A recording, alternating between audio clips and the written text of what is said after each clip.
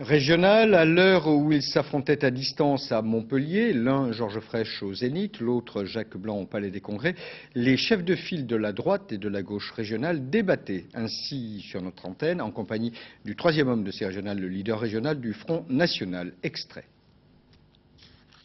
Vous ne pouvez pas nier qu'aujourd'hui, le scrutin permettra de choisir le président pour 6 ans.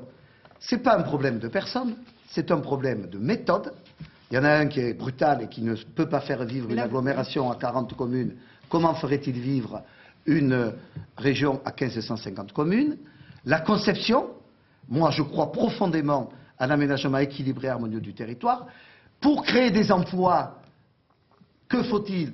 Revenir aux vieilles lunes socialistes ou au contraire, parce que c'est ça qui est important, accentuer le retour de l'esprit d'initiative et d'entreprise, faire confiance aux artisans, aux commerçants, aux agriculteurs, aux petites et moyennes entreprises, qui créent dans notre région le plus d'emplois. Monsieur Blanc, ou faut-il augmenter les impôts et augmenter les charges et mettre les 35 heures? Je dis attention, ce scrutin, il ne s'agit pas d'aller sanctionner le gouvernement, les messages nationaux sont passés, ils ont été entendus.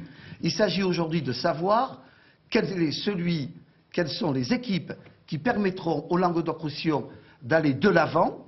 Je propose, moi, un projet où il y a à la fois la réponse pour les solutions pour l'emploi vrai, pour la sécurité. Quel que soit le résultat qui sortira des urnes, je serai bien entendu dans l'opposition. Et plus nous serons nombreux à figurer dans cette nouvelle Assemblée, plus les idées des Français seront bien défendues.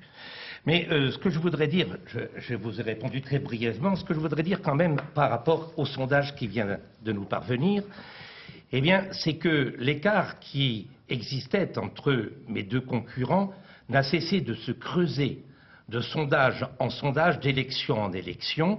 Aujourd'hui, il y a 20 points de différence entre Jacques Blanc et Georges Frêche, c'est-à-dire que Jacques Blanc est définitivement battu et qu'on ne peut plus sauver le soldat blanc. Il est mort et c'est le dernier à le savoir. Alors, nous allons retrouver nos électeurs qui, dans un premier temps, avaient voté utile au premier tour, pensant arriver au secours de Jacques Blanc, et retrouver les électeurs du second tour qui s'apprêtaient à faire la même erreur. Ils savent aujourd'hui qu'il n'y a plus qu'un seul candidat pour le second tour, c'est Georges Frêche, et qu'ils peuvent voter à nouveau, voter à nouveau selon leurs idées, et non pas un vote utile qui ne servirait aujourd'hui à rien. Avez-vous déposé votre habit de hussard? Est-ce qu'il est dans un placard? Est-ce qu'il va ressortir? Il n'est pas question de hussard. Il est question, selon la formule, la politique, c'est l'art. D'abord d'écouter. Nous avons écouté les gens dans toute cette campagne. Demain, si nous sommes élus, nous allons écouter. On va maintenir les espaces de discussion que sont le CEPRALMAR et la conférence viticole. On va créer... Non, le CEPRALMAR, c'est la gauche qui a fait le CEPRALMAR, monsieur le sénateur de la Lozère.